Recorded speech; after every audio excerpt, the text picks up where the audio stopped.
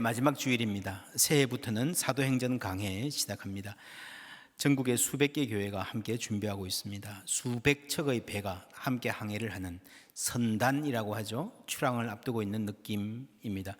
오늘은 우리가 사도행전 말씀들을 준비를 하면서 또 한 해를 정리하면서 누가복음의 서문을 읽습니다. 사도행전은 누가복음에 이어서 쓴 책입니다. 그래서 1권이 누가복음, 2권이 사도행전, 2부작입니다. 요즘 말로는 시즌 1, 시즌 2라 하는 게 더 와닿겠습니다. 그래서 오늘 읽은 이 누가복음의 서문은 누가복음 플러스 행전 전체를 여는 서문이라 할 수 있습니다. 시작은 우리 중에 이루어진 사실에 대하여입니다. 누가는 역사가입니다. 다른 복음서 기자에 비해서 나는 역사를 쓰고 있다는 자의식이 뚜렷한 저자였습니다. 역사란 주로 우리 중에 일어난 일, what happened among us에 대해서 씁니다. 근데 누가는 역사를 쓰면서도 what was fulfilled, 이루어진 일, 성취된 일에 대하여라고 시작합니다. 이루어졌다, 무슨 말입니까? 뭐가 이루어졌나요? 우리들의 꿈이 이루어졌다? 그때 그 어르신들이 하신 말씀이 이루어졌다? 그럴 수 있습니다. 그러나 이 말의 중심은 하나님의 약속이 이루어졌다라는 말입니다. 구약의 예언들이 예수 그리스도에 와서 성취되었다는 말입니다. 물론 그 예언의 약속을 받은 사람이 그 말씀을 잘 품고 제대로 된 꿈으로 잉태했다면 그들의 꿈이 이루어졌다 해도 맞을 것입니다. 그렇지 않고 그 약속을 오해했다면 그들의 꿈과는 다른 무엇이 이루어졌다 할 수 있겠죠. 어느 쪽일까요? 이제 앞으로 1년 동안 우리가 그들 가운데 이루어진 일이 무엇인지 사도행전을 통해서 보게 될 것입니다. 그러면서 이것이 과거만의 일이 아니라 오늘도 하나님이 우리 가운데 어떤 일을 하고 계신지, 하나님의 어떤 약속이 우리 가운데 성취될 것인지, 오늘 우리가 무엇을 꿈꾸고 어떻게 살아야 될 건지 배우고 깨닫게 될 줄로 기대합니다. 올 한 해도 이 세상에 많은 일들이 일어났습니다. 우리나라, 우리 사회에, 여러분 가정들에도, 내 개인의 삶에도 많은 일들이 happened, 일어났겠지만 그것이 그냥 일어난 일이 아니라 하나님의 계획 가운데에 하나님의 뜻이 이루어지는, fulfill 되는 과정에 있다는 고백이 있다면 우리는 복 있는 사람들일 겁니다. 우리 중에 이루어진 사실에 대하여라고 시작했던 이 2부작은 사도행전에 가서 이렇게 끝이 납니다. 함께 읽습니다. 바울이 온 이태를 자기 셋집에 머물면서 자기에게 오는 사람을 다 영접하고 하나님의 나라를 전파하며 주 예수 그리스도에 관한 모든 것을 담대하게 거침없이 가르치더라. 이게 참 독특한 결론입니다. 왜냐하면 바울의 여정을 이야기하는 것 같은데 중간에 끝나는 것 같아요. 여러분 누가복음과 사도행전의 독자들은 처음에는 예수님의 인생 여정을 탄생부터 따라서 왔습니다. 예수님은 중간에 부활 후에 성천하시죠. 예수님이 가시고 사도들이 텅 빈 하늘을 쳐다보는데 그 하늘로부터 성령이 임하십니다. 그래서 베드로와 사도들이 중심이 되어서 이야기를 이끌고 갑니다. 그 다음에 사도 바울이 초점이 되죠. 바울은 복음을 전하다가 예루살렘에서 체포됩니다. 그런데 그를 죽이겠다고 벼르던 사람들이 너무 많았기 때문에 체포되는 것이 오히려 안전을 보장받는 길이었습니다. 재판받는데 재판이 오래 가요. 그래서 바울이 로마에 있는 황제에게 상소합니다. 죄수의 몸으로 로마에 도착합니다. 그런데 그 대목에서 사도행전이 끝나버립니다. 이상합니다. 궁금하잖아요. 바울이 어떻게 되었을까? 당시 황제는 네로였는데 네로와 바울의 만남, 여러분 재밌을 것 같지 않습니까? 귀추가 주목됩니다. 그런데 사도행전은 왜 그 진행을 말해주지 않았을까요? 몰랐을까요? 그럴 리가요. 중요하지 않다는 겁니다. 바울의 인생이 중심이 아니라는 겁니다. 그러면 뭐가 중요한가? 지금까지 이 사도들과 바울의 걸음을 이끌고 온 분은 성령 하나님이십니다. 그 성령 하나님은 지금도 계속해서 일하신다는 말씀이에요. 그때는 바울을 통해서 일했고 지금은, 오늘은 우리를 통해서 일하시는 줄 믿습니다. 그래서 처음부터 중요한 것은요, 베드로가 바울이 아니라 성령 하나님 하시는 일이라는 겁니다. 똑같은 의미에서 오늘 우리 가운데서 성령 하나님 하시는 일이 그게 바로 주 무대라는 겁니다. 시즌 1이 누가복음이면 시즌 2가 사도행전이고 시즌 3가 오늘 우리가 살아가는 삶이구나 알 수 있습니다. 정리하면 누가복음이 우리 중에 이루어진 사실에 대하여라는 말로 구약성경 전체, 천지 창조 때부터 아브라함을 부르신 일, 구약성경 전체를 끌고 들어갑니다. 그리고 바울이 로마에서 담대하게 거침없이 예수 그리스도 가르치고 하나님 나라를 전파했다라는 말로서 뒤로 확장이 되는 거죠. 그래서 누가복음과 사도행전은 예수와 사도들의 이야기를 다루고 있지만 구약성경 처음부터 역사의 끝까지 전체 이야기가 이어지는 큰 이야기의 일부로 읽어야 제대로 우리가 읽는 것입니다. 이것이 크게는 하나님의 선교입니다. 성령 하나님이 이끌고 가시는. 여러분, 그래서 전체를 읽는다는 게 이런 겁니다. 사도행전 2장에 보면 오순절 성령 강림이 나오는데 그 이전에 누가복음에 성령 강림이 나옵니다. 어떤 강림이 나오는지 누가복음 4장 말씀 함께 읽습니다. 예수께서 그 자라나신 곳 나사렛에 이르사 안식일에 늘 하시던 대로 회당에 들어가사 성경을 읽으려고 서심해 선지자 이사야의 글을 들이거늘 책을 펴서 이렇게 기록된 데를 찾으시니 곧 주의 성령이 내게 임하셨으니 이는 가난한 자에게 복음을 전하게 하시려고 내게 기름을 부으시고 나를 보내사 포로된 자에게 자유를 눈먼 자에게 다시 보게 함을 전파하며 눌린 자를 자유롭게 하고 주의 은혜의 해를 전파하게 하려 하심이라 하였더라. 아멘. 주의 성령이 내게 임하셨으니, 성령이 예수님께 강림했죠. 그래서 주의 은혜의 해를 전파하게 한다. 이 말은 희년이죠, 희년. 구약 성경에 보면요, 여러분, 사람들이 살다가 땅을 잊어버렸으면 50년째에 땅을 찾아주고, 혹시 노예가 자유인이 노예가 됐다면 다시 자유인이 되게 해주고, 포로된 자도 다시 돌려보내는 인간 삶의 총체적인 해방, 회복을 성령께서 가져오시겠다라는 말씀입니다. 그래서 이 복음은 이 총체적인 회복을 말하는 거예요. 1974년에 스위스 로잔에서 제1차 로잔 대회가 열렸는데, 이때 사무엘 에스코바라고 하는 페루 출신의 신학자가 이 누가복음 4장 말씀을 전했습니다. 우리가 복음주의자들이 이때까지만 해도 선교 그러면요, 복음을 전하고 교회를 성장시키는 일을 중심으로 생각을 했습니다. 에스코바가 하는 말이 그것이 중요하다는 것을 반대하는 것은 아닙니다. 그러나 우리가 교회의 성장을 위해서 복음을 너무 값싸게 만들어서 훈련이 없는 기독교, 헌신 없는 신앙, 그리스도의 주대심이 없는 믿음을 그냥 바겐 세일하고 있지는 않는가 돌아봐야 된다. 예수님은요, 우리의 구세주시며 주님이십니다. 구세주라는 말은요, 우리를 위험에서 건져주시는 분, 멸망에서 구해주시는 분이라는 반면에 주님이라는 말은요, 퀴리오스, 우리가 순종하고 따라야 될 주님, 인생의 주인이시란 말입니다. 누가복음 19장에 삭개오 나오죠. 오늘 구원이 이 집에 이르렀다라고 구세주로서 구원을 선포해 주십니다. 그 다음에 삭개오는요, 내가 속여서 빼앗은 것 다 변상하겠습니다, 이제는 그렇게 안 살겠습니다 라고 선언하죠. 이것은 단순히 착하게 살겠어요 라는 게 아니고요, 지금부터 그리스도를 주님으로 모시고 그 통치 안에 살아가겠다라고 하는 것입니다. 그래서 그의 삶의 반경 안에서 희년이, 작은 희년이 현실화되는 겁니다. 사무엘 에스코바는 이 설교에서 로잔 대회, 1차 로잔 대회 설교에서요, 요한 웨슬리를 이야기합니다. 여러분 아시죠? 요한 웨슬리는요, 그 누구보다도 영혼 구원에 열심이었습니다. 개인적인 회심, 복음을 열정적으로 전도한 분이었지만 이분의 영향하에서 영국의 윌리엄 윌버폴스 같은 기독교인이 나옵니다. 정치가였습니다. 영국의 노예 해방을 위해서 평생을 노력을 해서 마침내 이루어 놓았습니다. 윌버폴스가 노예 해방에 목숨 걸지 않았다면 이분은 수상이 되든지 정치적으로 훨씬 더 성공했을 것이라고 평가들을 합니다. 왜냐하면 여러분, 노예 해방하자 인기가 없잖아요. 특별히 그 사회 기득권층들에게는 인기가 없습니다. 여러분, 교회도 마찬가지예요. 노예 해방을, 사회 기득권층들이 안 좋아하는 노예 해방을 교회가 두창하면은 그거 별로 교회 성장에 도움이 안 된다. 그렇게 말한다면 교회의 성장이 우상이 되어 있는 것입니다. 여러분, 우리는 복음의 진리가 훨씬 더 중요합니다. 하나님의 형상으로 창조받은 인간을 존중하는 것이 훨씬 더 중요합니다. 그리고요, 긴 안목으로 보면 우리가 다른 결론을 낼 수 있습니다.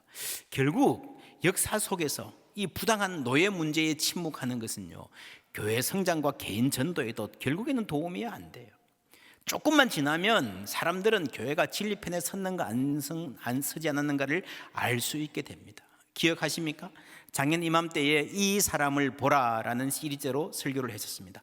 역사를 보면 기독교가 잘못한 일들도 많아요. 그리고 선한 일을 했다고 할 때에도 너무 미약하고 미미하고 어설퍼 보였지만, 그래도 긴 역사를 놓고 보면요, 교회가 있어서 이 사회가 얼마나 달라졌는가 우리가 알 수 있습니다. 여성이 인간적으로 존중받는 사회, 어린이들이 사람 대접받는 사회, 기독교가 아니면 불가능했습니다. 지난주에 보았던 여러분 로마 사회의 금투사 시합, 사람들을요 경기장에 세워놓고 그 옛날에 수만 명이 모여서 막 피가 뿜는 그것을 오락이라고 즐기던, 여러분 그 행사를 국가가 주최하던 그런 사회의 야만적인 폭력성, 기독교가 들어온 이후로 없어졌습니다. 여러분 그래서 복음의 영향력은요 본래부터 총체적이었습니다. 우리나라에 온 선교사님들 고아원 세워서 배고픈 아이들 거두고 먹였잖아요. 병원을 세우고 치료하고 학교를 세워서 가르쳤잖아요. 여성들의 권익을 향상시키고 장애인들을 돌보고 존중했습니다. 여러분 이 세상에 배고픈 사람들이 넘쳐나고 고아들이 길에서 방황하는데, 아픈데도 치료받지 못하고 죽어가는 사람들이 속출하는데 그냥 교회만 세우고 예수 믿으라 교회 오라만 반복하는 것은 복음이 아닙니다. 여러분 그래서 복음을 들고 세상에 나갔던 사람들은요 언제나 총체적 선교를 실행했었습니다. 이게 사람들이 뭔가 이렇게 선교의 이론을 제대로 몰랐을 때도 하나님이 우리 가운데 일하고 계셨기 때문입니다. 그리고 그들에게 성경 말씀이 있었기 때문입니다. 성경을 읽는 사람들은요 하나님의 큰 이야기를 놓칠 수가 없습니다. 우리가 예수 믿고 구원받아라 개인적으로 전도하고 생명의 복음을 전하는 일이 너무 중요합니다. 언제나 그것은 복음의 중심입니다. 그러나 전부는 아니에요. 우리가 에베소에서 보았습니다. 교회는 그의 몸이니 만물 안에서 만물을 충만케 하는 이의 충만이라. 교회 사역은 만물을 향해 있어야 됩니다. 그 소망을 가져야 됩니다. 이게 온전한 샬롬이죠. 그래서 로잔 대회의 아주 중요한 중심은요 복음의 중심을 견고히 하면서도 통전적인 선교, 홀리스틱 미션을 해야 된다라고 하는 겁니다. 로잔 대회는 어디 크게 스타디움에서 하는 대중 집회가 아니고요, 세계 선교의 방향을 정하고 뜻을 모아가는 회의입니다. 내년에 9월 달에 인천에서 있을 것입니다. 공식적인 타이틀은 서울대회입니다. 1974년에 스위스 로잔에서 먼저 있었고요. 2차 대회가 89년에 마닐라에서, 그 다음에 케이프타운에서, 이제 내년에 서울에서 있게 됩니다. 제1차 로잔 대회는 빌리 그레함과 존 스토트 두 분이 앞장서서 했고요. 후에 남미 출신의 르네 바디아 그리고 사무엘 에스코바, 다음 사진.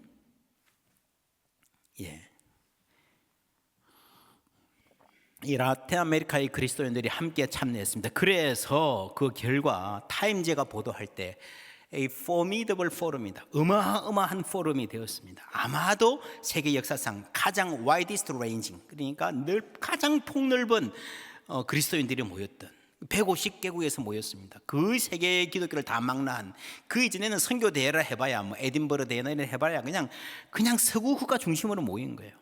처음으로 이렇게 많은 나라의 대표들이 모였고요. 그리고 특징적인 것은 처음부터 50%가 44세 이하였습니다. 놀랍죠?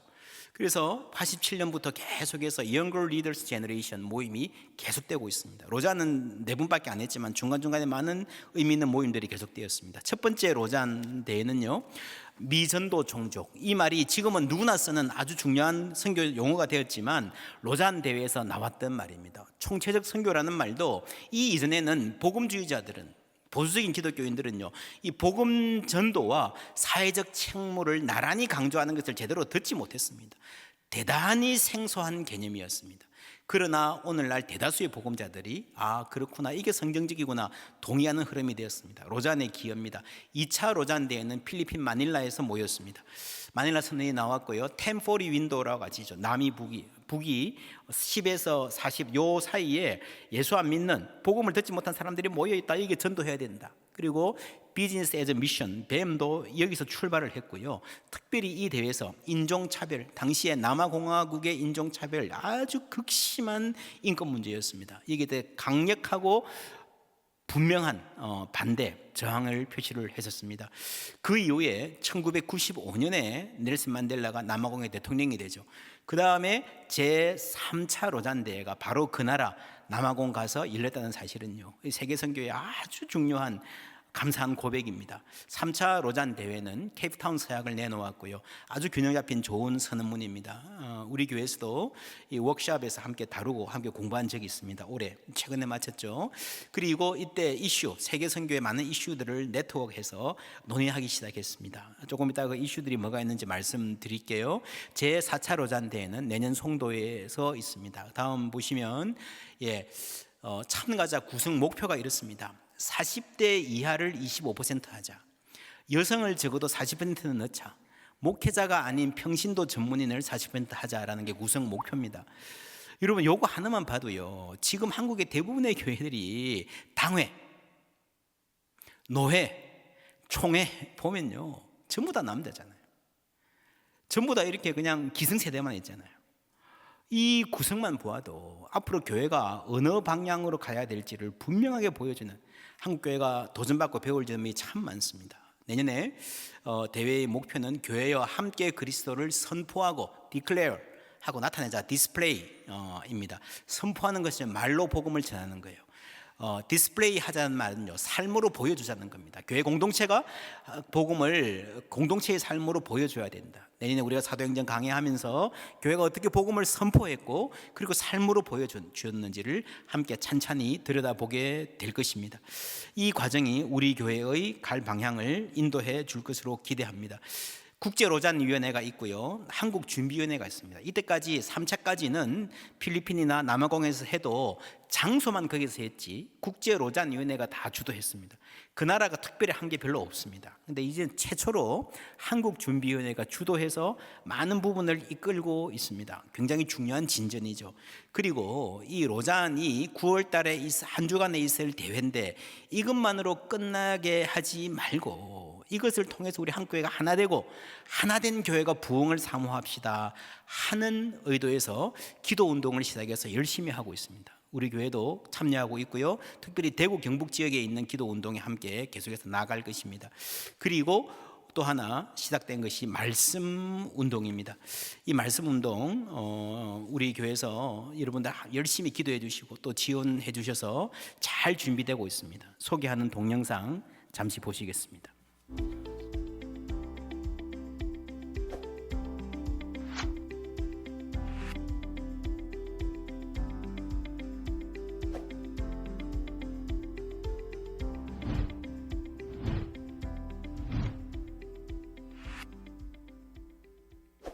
하나님께서는 대한민국과 한국교회를 통하여 하나님 나라의 놀라운 역사를 이루시기를 원하십니다. 내년 9월 한국에서 열리게 되는 제4차 로잔 대회가 바로 그 증거라고 생각을 합니다. 이제 사도행전 설교 네트워크를 함께 하면서 목회자들이 함께 말씀을 나누고 기도하고 또 한국교회를 함께 하나님 앞에 올려드리며 기도할 때 목회자 자신이 사도행전의 역사를 경험하고 개교회가 그리고 한국교회가 그리고 세계교회의 이 사도행전의 역사가 흘러가게 될 줄 믿습니다.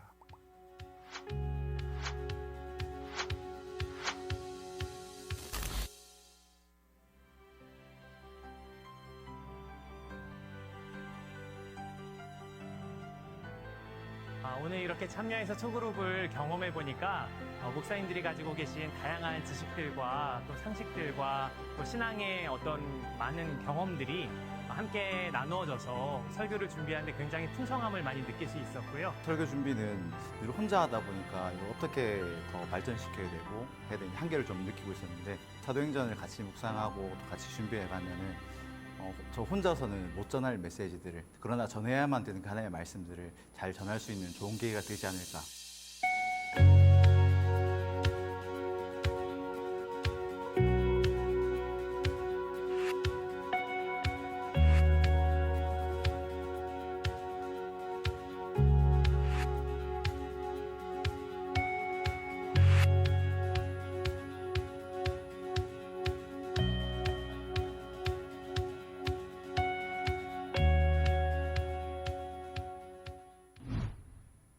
뭔가 새신이 필요한 그런 시기에 같은 본문을 묵상하고 설교하고 성도도 같이 교회의 부흥과 선교에 대해서 꿈꿀 수 있다면 너무 흥분되는 그런 역사가 일어날 수 있겠고, 그리고 함께 그 숙성된 말씀으로 우리 성도들을 가르칠 수 있다면 어떤 일이 일어날지. 사도행전 공동설교가 우리 모두에게 하나님께서 주시는 서핑보드가 아닌가 생각하고, 이 기회에 우리가 함께 정렬해서 이 서핑보드를 타고 신나게 서핑할 수 있었으면 좋겠다는 생각을 합니다. 여러분 모두 초대합니다.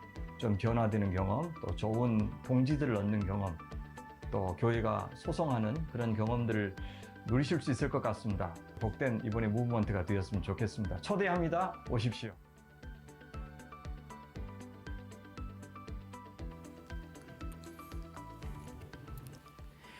예, 저는 이 말씀 운동에 하나님의 인도하심이 있다고 믿습니다. 지금 많은 교회들이, 목회자들이 기대하고 참여하고 있습니다. 첫걸음인데 내년 한 해의 함께 했던 성과를 바탕으로 한국 교회가 건강한 말씀 운동 위에서는 그런 뿌리가 내려가기를 기대합니다. 여러분 기도해 주시기를 바랍니다. 로잔 대회에 많은 주제들이 있는데 그 다양한 주제들이 일주일 동안 모여서 다 할 수 있는 건 아니고요. 이미 토론들이 많이 진행되고 있습니다. 2020년부터 이 리슨 세계를 다니면서 지도자들이 듣는 모임들이 진행됐었고요. 22년부터 모임들을 아주 전 세계가 각 주제별로 모이고 있습니다. 그리고 올해 내년에 이제 정해지고 나면 방향이 정해지면 2050년까지 함께 힘 모아서 실행하는 과정들이 있을 것입니다. 지도로 보시면 이렇게 많은 모임들이 지금 진행되고 있습니다. 우리가 총체적인 선교라고 할 때에 사회가 많이 변하고 많은 도전들이 있으니까 함께 고민해야 될 주제들, 끌어야 될 문제들이 25개로 있습니다. 주보에 한번 보시겠습니까? 3면에 보면요, 실어 놓았습니다. 로잔 2024 이슈 네트워크 트랙 25개 트랙이 있습니다. 첫 번째는 복음 전파입니다. 복음 전파 늘 중심이고 우선인데 세계 인구가 고령화된다든지 다음 세대가 많이 바뀐다든지 하는 새로운 도전들을 안고 복음 전파의 전략들 방향을 고민합니다. 두 번째는 디지털 시대의 사역, 이때 성경과 제자 훈련, 교회 형태가 어떻게 될 수 있을까 함께 연구하고 전문가들이 그리고 교회 대표들이 함께 연구하고 있습니다. 세 번째 인간됨에 대한 이해입니다. 지난주에도 잠시 말씀드렸습니다. 그죠? 호모 사피엔스 이런 기본적인 인간관이 지금 심하게 흔들립니다. 지금 아마 몇 년 내에 이 몸이 불편하신 기력이 예전 같지 않은 어른들을 위한 보조 제품들이 많이 나올 겁니다. 웨어러블 로봇이란 말 들어보셨습니까? 옷을 입으면요 팔 힘이 몇 배로 좋아지는 겁니다. 어른들이 걸음도 잘 못 걸어도요 막 계단도 뛰어 올라갈 수 있는 바지 하나 잘 입으면 그게 인간의 몸 안으로 들어올 수 있습니다. 그리고 인간의 그런 육체적 기능뿐 아니라 정신적인 기능도, 암기력, 판단력 이런 것도요 훨씬 더 이렇게 로봇을 통해서 이렇게 향상시킬 수 있는 기술들이 계속해서 개발되고 있습니다. 그래서 우리가 영화 같은 거 보면 그런 말들 많이 하잖아요. 언젠가 로봇이 너무 똑똑해져 가지고 인간을 지배하는 날이 올 것이다. 그런 날이 올까 안 올까 전문가들도 의견이 갈리지만 분명한 것은 만약에 그런 날이 온다면요 그게 100% 인간도 아니고 100% 로봇도 아닌, 그때가 되면 사람들이 다 사이버가 많이 돼가지고 이게 인간인지 로봇인지 헷갈리는 그런 존재들이 많이 생길 것이다 라는 전망은 거의 분명한 것 같아요. 만약에 그렇다면 인간이란 무엇인가? 라고 하는 아주 심각한 근본적인 질문이 제기되어 있습니다. 여기에 대한 신앙적인 대답이 있어야 되는데 이것 또한 우리가 붙들고 실험해야 될 로잔에서도 함께 연구하는 주제 중에 하나입니다. 네 번째는 폴리센트릭 미션즈, 다중심적 선교라고 하는 것입니다. 옛날에는 선교를 하는 나라가 있었고 피선교지가 있었죠. 이제는 미국이나 영국 이런 나라뿐 아니라 남미든 아시아든 아프리카든 다양한 나라들이 선교의 센터가 될 수 있다. 그래서 from everywhere to everyone 이라고 하는 주제가 아주 선명하게 제시되고 있습니다. 신학적으로도 그래요. 옛날에는 빌리 그레함이나 존 스토트, 크리스토퍼 라이트 이런 아주 거대한 신학적 영웅 한두 명에 기댔다면 이제는 보다 많은 신학자들이 함께 이끌어가는 것이 훨씬 더 건강하겠다라고 하는 거고요. 이 폴리센트릭의 방향은 지금 세계가 살 수 있는 아주 중요한 방향입니다. 특별히 한국 사회 수도권에 너무 많이 집중되어 있잖아요. 모든 것이 수도권 집중입니다. 교회도 그렇습니다. 그래서 사실 이걸 벗어나야 여러분 우리 한국이 함께 잘 살 수 있는 길이 열리는데 수도권은 수도권대로 힘들거든요. 그래서 사실 우리 말씀 운동을 전국이 함께 하는 건데 포항에 있는 교회가 주도한다는 것도 대단히 상징적인 의미가 있습니다. 이게 시대 정신에 폴리센트릭이라고 하는 미션의 정신에 맞는 방향이다라고 하는 평가를 하는 분들이 많이 계십니다. 이 운동도 제가 혼자 이끈다기보다는 함께 섬기는 쪽으로 다양한 분들의 지혜와 열정을 모아가는 방향으로 움직이고 있습니다. 그 다음에 미션 앤 할리니스, 선교와 거룩함입니다. 여러분 이 사회에서 이 정직과 반부패, 지도자 품성, 우리가 그리스도인들이 특별히 그리스도인 지도자들이 정직하지 못했고 여러분 그랬던 부패했던 면이 있다면 회개하고 철저하게 정직한 사역을 함께 해나가자, 거룩한 운동을 하자 하는 것들이 중요한 고백으로 자리 잡고 있습니다. 그리고 공동체에서 증인되기, 우리가 마을 목회 통해서 많이 이야기했고 역시 디지털, 도시 이런 주제도 포괄 내야 됩니다. 마지막으로 소셜 인터랙션이 있습니다. 창조 세계와 취약계층 돌봄이라는 주제 중요하고요. 일터 사역, 우리 교회에 여러분 참여하신 분들 많이 계시죠? 올해부터 일터 사역에 대한 공부를 집중적으로 하기 시작했습니다. 여러분 이게 많은 일을 같지만 이걸 주부에 싣고 우리가 눈으로 한번 보는 것만 하더라도 세계 선교를 앞으로 제대로 하려면 이런 과제들에 응답해야 되는구나 하는 것을 아는 것만으로도요, 여러분 상당히 이 글로벌 크리스찬이 되시는 겁니다. 우리가 이런 관심을 갖고 내년 한 해 동안의 말씀에 집중합니다. 집중은 말씀입니다. 그리고 여러분 사도행전 1장에 보면은 출발이 다락방이거든요. 다락방에 모여서 간절히 기도하며 하나님이 일하시기를 기대하는 그룹, 우리도 본받아서 1월 한 달 동안의 주제는 다락방의 기도입니다. 수요 집회 때는 모여서 더불어 함께 간절히 기도하는 시간 가질 것입니다. 우리가 선교를 위해서 기도하고요, 나라와 민족을 위해서 기도하고 교회, 그리고 특별히 여러분 가정과 개인을 위한 기도 제목도 가지고 오셔서 간절히 함께 기도하는 시간, 여러분 마음 모아주시면 감사하겠습니다. 정리하면 세상의 역사는 우리 중에 일어난 일, 그냥 해픈드 말하고 끝나는데 성경은 그렇지 않습니다. 우리 중에 fulfilled, 하나님이 성취하시고 이루어 주신 일을 말하고 있는 겁니다. 여러분 누가복음의 이야기는요, 구약에서부터 이어지는 이야기입니다. 그리고 누가복음의 예수 이야기가 사도의 이야기로 사도행전에 이어지고 이 이야기는 오늘 우리의 삶과 사역에 이어집니다. 우리의 삶도 마찬가지입니다. 여러분 올 한 해 여러분 가정에, 여러분 삶에 어떤 일이 일어났습니까? 그 일들이 사실은 너무 작고 사소해 보여서 하나님 보시기에 별로 중요하지 않은 것 같아 느낄 수도 있습니다. 그러나 여러분 우리가 기억해야 될 것은요, 누가복음과 사도행전이라는 이 책이 긴 책인데 분량으로 보면 신약에서 가장 길어요. 여러분 어떤 성경보다 바울보다 훨씬 깁니다. 그런데 이 긴 책이요, 이 2부작이 데오빌로라고 하는 한 사람을 위해서 기록되었다. 아주 놀라운 일입니다. 여러분 한 사람 한 사람이 예수 믿고 예수 안에서 자기 삶을 바라보는 것이 그만큼 소중하다는 겁니다. 우리에게 성경이 중요한 것은, 성경의 이야기가 중요한 것은요, 우리가 성경의 사람이 될 때에 그 성경의 역사 안에서 나의 삶을 바라볼 줄 아는 시각이 생긴다는 것입니다. 올 한 해 나에게 일어난 이 많은 일들이 그냥 내 삶에 우연히 일어난 일이 아니라 하나님의 크신 뜻이 이루어지는 과정이다. 여러분 그것을 깨닫게 되는 은혜가 있기를 주님의 이름으로 축원합니다. 여러분 오늘 이 예배 시간에 잠시라도 우리가 한 해 있었던 내 삶에 일어났던 일들을 한번 떠올려 보면 좋겠습니다. 우리 찬송가 있잖아요. 나의 나 된 것은 하나님의 은혜라.